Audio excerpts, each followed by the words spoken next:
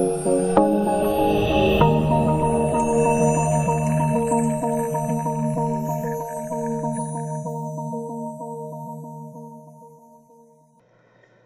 selamat pagi, selamat siang, dan selamat malam dimanapun kalian menyaksikan video ini. Terima kasih atas kesempatan yang Anda berikan. Sekarang kita kembali lagi bersama saya dalam mata kuliah keamanan komputer. Kemudian ini adalah modul mengenai data backup dan disaster recovery ya. Seperti biasa, materi yang akan kita gunakan adalah materi yang berasal dari dosen koordinator Pak Hadi Santoso dan berasal dari iclass.ecouncil.org ya. Jadi untuk materi kali ini kita secara garis besarnya akan mempelajari mengenai bagaimana cara melakukan backup data dan pemulihan setelah adanya bencana alam ataupun bencana apapun itu ya, terhadap data senternya kita, media penyimpanan kita ataupun servernya kita. Oke, ini adalah buku-buku referensi yang digunakan dalam pembuatan materi ini. Oke ya, kita langsung saja masuk ke objektif dari modul kali ini ya. Yang pertama adalah data backup ya, bagaimana cara kita melakukan backupnya. Kemudian what files to backup and how often ya. Jadi apa-apa saja yang harus kita backup ya. Kan tidak mesti semua backup ya. Jadi harus dipilah juga mana yang penting, mana yang tidak begitu penting, mana yang diprioritaskan dan sebagainya. Dan kemudian how often. Jadi seberapa sering ya durasi ataupun perulangan dalam melakukan backupnya itu berapa kali dalam satuan minggu ataukah bulan ataukah hari ya. Jadi tergantung data yang disimpan, semakin penting itu maka backupnya akan semakin sering juga ya. Kemudian yang ketiga adalah online data backup. Ya, kita melakukan backup itu secara online. Jadi bisa secara online, bisa secara offline ya. Kemudian yang keempat adalah online backup service provider ya. Jadi penyedia layanannya yang di backup ya. Kemudian jenis-jenis dari proses backup. Kemudian adalah backup dan restore, fungsi backup sama restore di Windows 7. Ini secara teori ya. Tapi yang akan kita coba nanti adalah di Windows 10 punyanya kita sekarang. Kemudian yang selanjutnya adalah data encryption. Kurang lebih ada kaitannya sama materi yang minggu-minggu kemarin ya. Jadi dasarnya itu yang kalian pelajari di minggu kemarin. Kemudian data encryption itu adalah perkembangan dari yang kemarin ya. Kemudian sebelah kanan di sini ada macOS ya. Backup sama restore-nya bagaimana itu bisa dilakukan ya. Tapi kan kita tidak semua menggunakan Mac ya. Jadi mungkin secara garis besarnya saja akan ditinjau. Kemudian ada data backup tools yang kita pakai apa saja yang bisa dilakukan untuk melakukan backup data, dan juga recovery tool ya. Nah, jadi ada perbedaan tool untuk backup dan juga tool untuk recovery ya. Recovery untuk pemulihan ya, pemulihan data jika terjadi hang, crash ataupun blue screen. Kemudian physical security. Nah, physical security teori-teori yang terkait keamanan mengenai hal-hal yang berkaitan ataupun ada fisiknya, seperti gedung, seperti bangunan, ruangan, mulai dari PC, server, dan lain-lain. Pokoknya yang ada fisiknya ya, yang bisa kita sentuh ya, hardware komputer kayak gitu. Kemudian physical security measures. Nah, setelah kita ketahui apa yang harus dilakukan untuk melindungi fisikalnya, kemudian kita akan melakukan measure atau pengukuran keamanannya seperti apa gitu ya. Kemudian laptop theft itu adalah pencurian laptop dimanapun di tempat kita berada. Kemudian yang terakhir adalah physical security checklist ya. Checklist apa saja yang poin-poin pentingnya mengenai physical security. Oke, kita masuk ke bagian flow dari modulnya ya. Jadi ada 7 ya, ada 7 modul. Nah, seperti biasa akan kita bagi menjadi beberapa part ya, sesuai dengan flow dari modul ini ya. Nah, flow yang pertama adalah data backup introduction ya, pendahuluannya lah ya. Bagaimana cara kita melakukan backup ya. Nah, ini backup data ataupun data backup. Ini ya, yang sebelah kiri dulu. Backup is the process of making duplicate copies of critical data on backup media such as CD, USB, external hard disk, and seterusnya. Ini hanya teorinya saja ya. Jadi backup itu adalah proses dalam pembuatan duplikat ataupun penggandaan ya, proses penggandaan begitu, pembuatan file penggandaan dari critical data ataupun data-data yang kritis atau data-data yang penting ya pada media backup ya, such as seperti CD, USB, external hard disk dan sebagainya. Nah, kemudian sebelah kanan sini, the main purpose of backup is to restore the critical data or file ya, when they are accidentally deleted or corrupted ya. Nah, jadi tujuan utamanya dalam proses backup yang kita lakukan itu adalah untuk melakukan restore atau restore ini gimana ya? Secara harfiahnya kita punya backup. Nah, backupnya itu akan kita taruh lagi, kita kembalikan ataupun kita gunakan, kita fungsikan kembali ke media yang kita gunakan seperti biasanya. Ya. Nah, itu adalah restore the critical data or file. Ya. Kita akan melakukan restore dari data-data yang kritis ataupun file-file yang kritis ataupun rusak ataupun error kayak gitu. When they are accidentally deleted or corrupted ya, secara tidak sengaja, secara tidak diinginkan kejadiannya terhapus atau rusak ya, corrupted. Kemudian yang kanan bawah sini, data backup should be the top priority in computer maintenance along with virus protection because it ensures that the data is secure in case of disaster ya.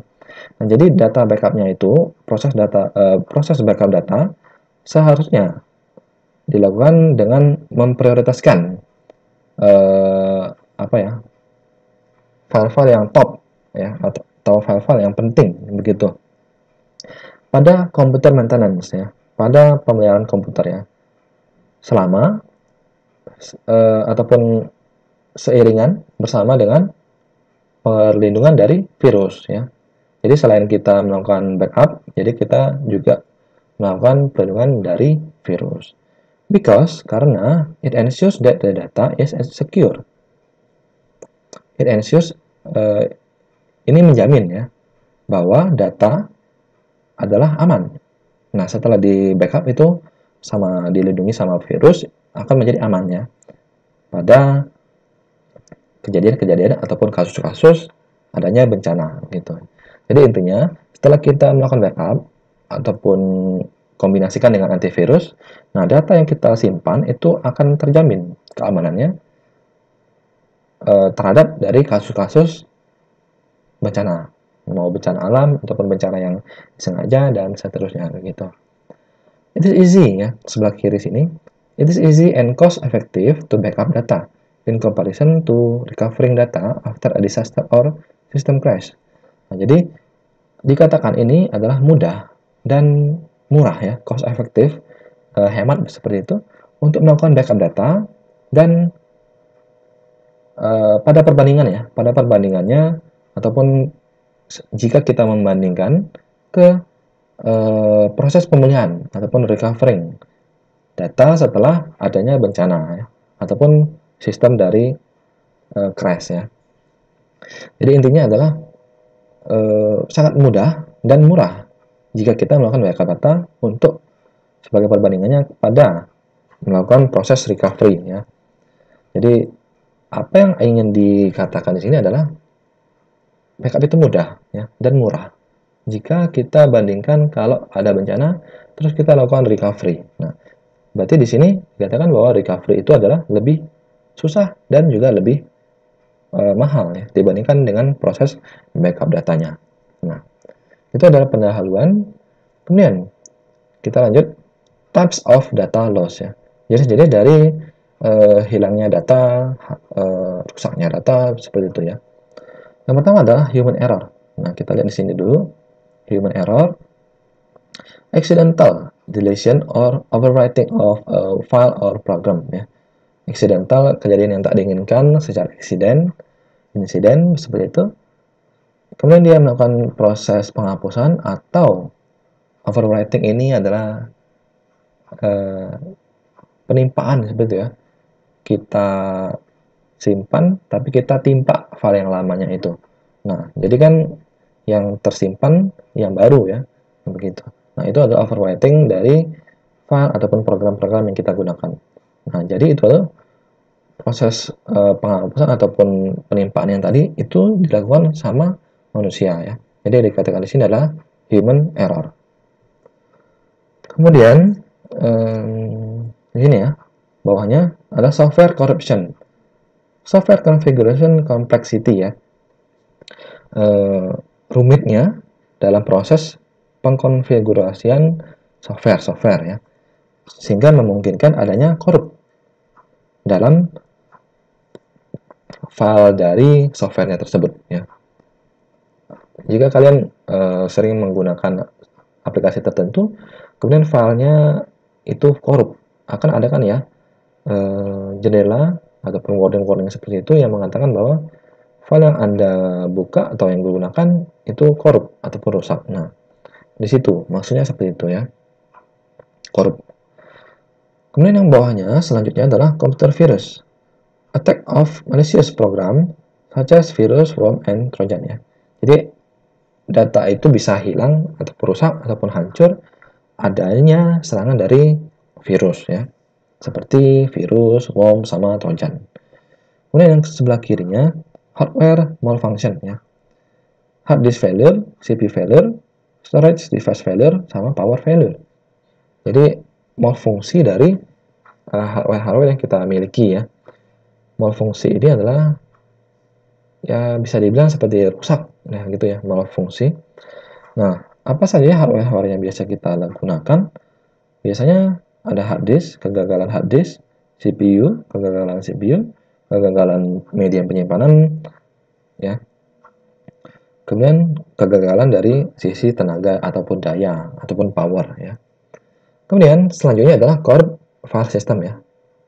Nah, kalau yang tadi adalah software yang corrupt. Nah, kalau yang ini adalah file system dari media penyimpanan yang kita gunakan atau sistem yang kita gunakan.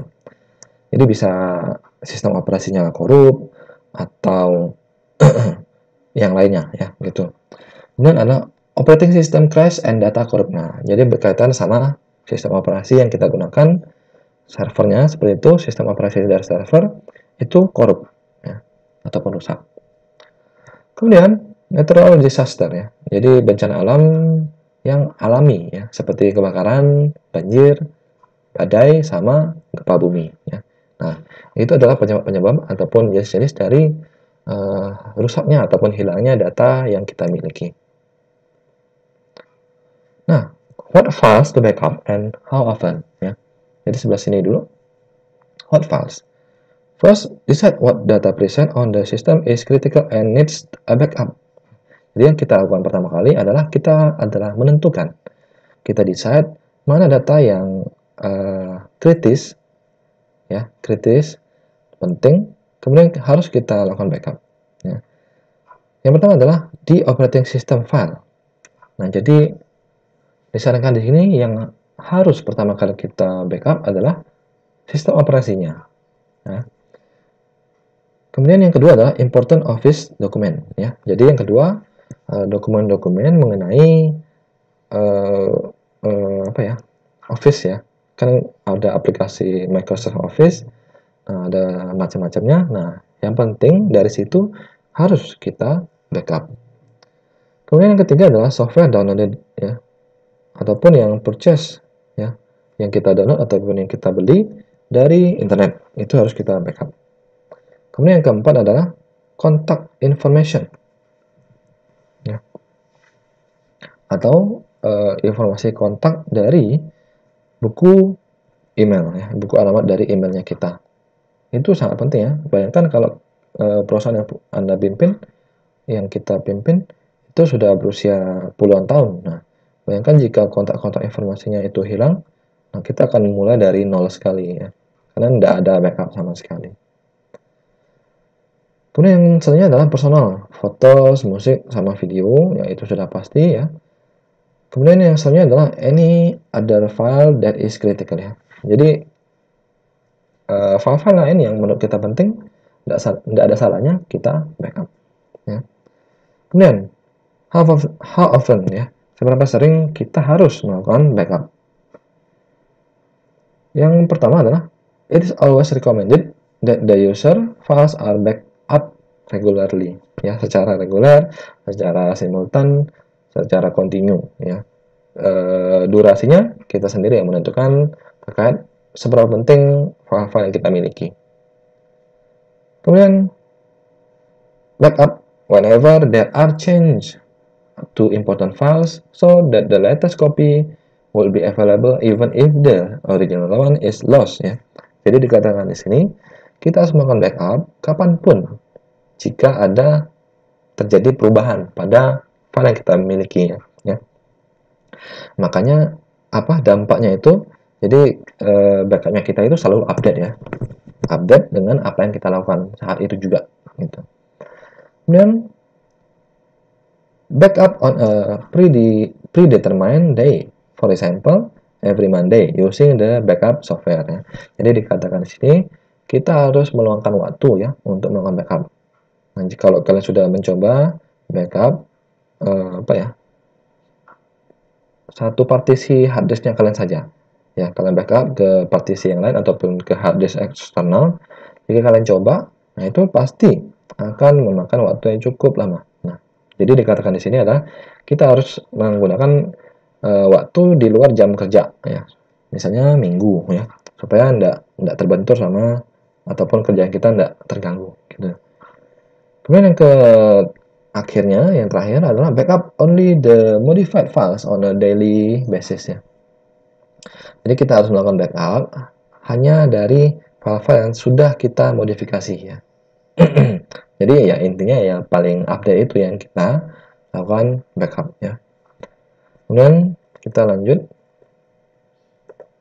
Nah, online data backup. Jadi ada dua jenis macam backup ya.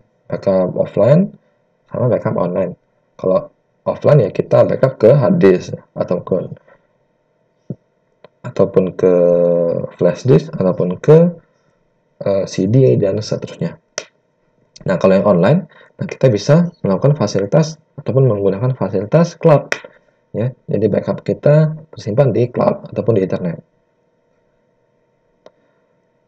Online backup or remote backup is the method of offsite data storage where contents of the hard drive are regularly backup to another computer on the internet ya.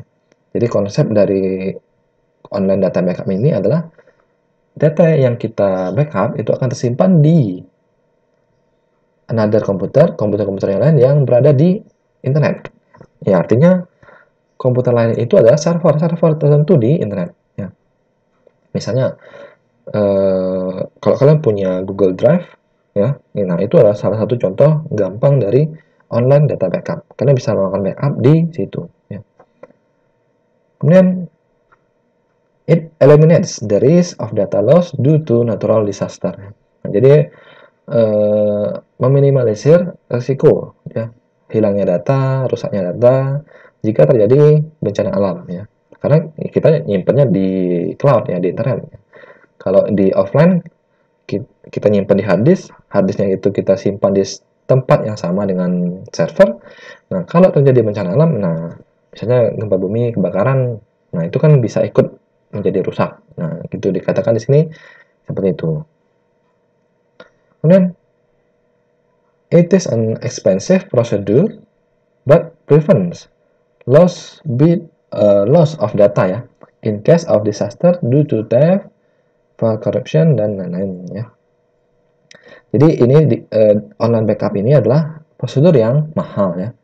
Jadi kita harus mengeluarkan cost yang lebih, harga yang lebih, tapi itu melakukan pencegahan ya pencegahan dari hilangnya data itu sangat efektif ya. Kita menggunakan banyak modelnya kita, tapi data kita aman begitu. Resikonya lebih aman dibandingkan kita melakukan secara offline. Ya. Kemudian you can securely restore any lost data by using an internet connection and a web browser interface. Nah, jadi dikatakan di sini kita bisa melakukan restore, ya, restore ya, seperti yang saya sebutkan tadi ya, penempatan ulang ya, data yang kita backup ke komputernya kita menggunakan media internet, ya, menggunakan media internet dan juga bantuan interface dari web browser ya. Pasti kita menggunakan browser untuk akses data di dalam server backupnya ini ya. Kemudian yang terakhir adalah maintain an online backup only for the important files in case the user cannot afford much online backup ya. Jadi dikatakan di sini adalah kita walaupun sudah melakukan online backup, tapi harus tetap melakukan maintain ya. Harus merawatnya. Kita harus cek, sering-sering ngecek file-file yang kita backup secara online. Tapi ya yang penting-penting aja ya. Ya jangan semua kita cek, yang kita semua kita pelihara gitu. Tapi yang penting-penting saja. In case kalau sewaktu-waktu terjadi kasus kalau si user itu tidak bisa membuka ya, mengakses dari file-file yang kita backup di online ya, kayak gitu. Kemudian, nah ini ada penyedia layanan dari online backup ya. Yang pertama adalah apa nih? Backblaze ya. Backblaze, kemudian adalah Carbonite, kemudian ada iDrive, kemudian ada apa nih? SpiderOak ya. SpiderOak.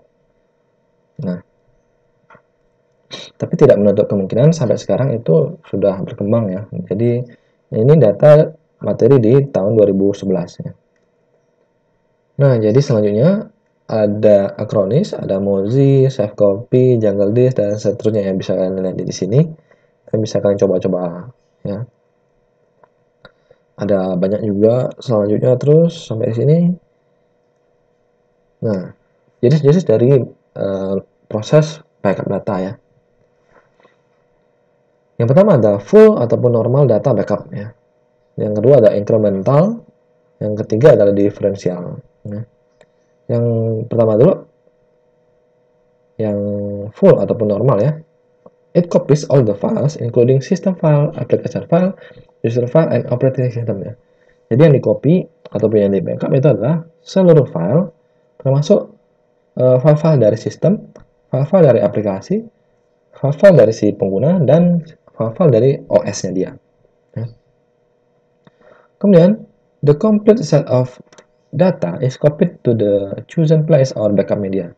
Nah, jadi keseluruhan data yang kita lakukan backup itu diduplikasi, di backup ya pada media yang bisa kita pilih ya, media yang kita tentukan sendiri atau media-media yang kita lakukan untuk backup ya. Nah, jadi intinya di mana kita ingin melakukan backup itu kita sendiri yang menentukan. Nah, itu untuk yang full normal data backup ya. Kemudian kategori kedua itu adalah incremental ya. Jadi dia it copies only the files changed or created after the last backup. Nah, jadi kalau yang kayak gini incremental, dia hanya melakukan backup ataupun copy data pada file-file yang sudah terubah ya. Atau yang barusan kita buat ya, after the last backup, setelah proses backup yang terakhir ya. Jadi misalnya saya melakukan backup itu di hari ini tanggal 8 ya. Kemudian saya kotak-katik filenya. Nah, kalau kita melakukan incremental ini, nah file-file yang saya kotak-katik itu hanya itu ya, hanya itu yang akan dilakukan backup. Jadi tidak semua file.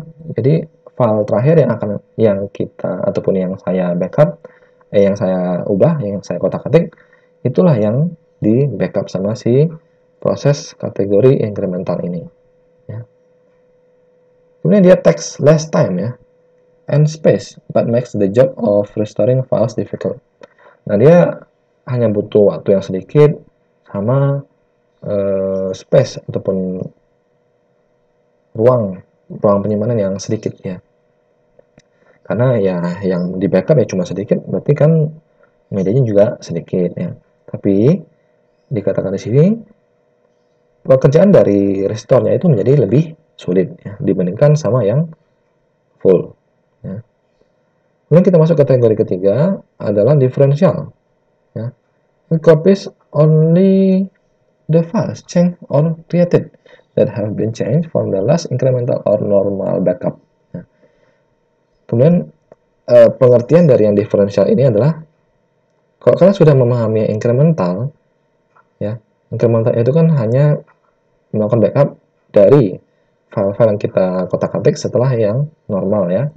Nah, kalau yang diferensial itulah hanya melakukan backup dari file-file yang kita kotak-atik dari normal ataupun dari incremental. Ya. Jadi tingkatannya lebih tinggi yang diferensial ini, gitu. Kemudian takes less time and space and restores data quickly. Nah, jadi kelebihannya dia makan waktu yang dikit, media penyimpanan yang dikit, dan juga proses restore-nya juga cepat. Berbeda sama yang incremental. Jadi yang paling bagus ya diferensial. Ya. Misalnya kalau kalian pernah menggunakan Google Drive ya, nah kalian kan bisa edit ya dari file di Google Drive itu ya.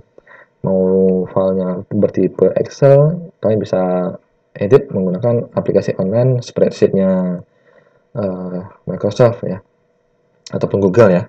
Nah, ketika kalian selesai melakukan kotak-atik ataupun edit ataupun sedang melakukan edit, nah orang lain yang membuka file itu akan melihat, oh file ini sedang diedit oleh si A gitu. Nah, jadi proses backupnya adalah real time untuk yang diferensial ini. Ya. Jadi saya berharap kalian bisa memahami materi yang saya berikan. Jangan lupa untuk klik tombol like, kemudian share, kemudian subscribe ya, berlangganan, dan juga bisa bunyikan tombol lonceng notifikasi supaya bisa mengetahui ya video-video secara update ya.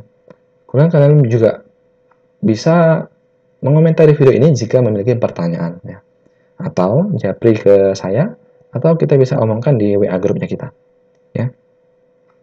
Saya rasa cukup demikian untuk pertemuan kali ini.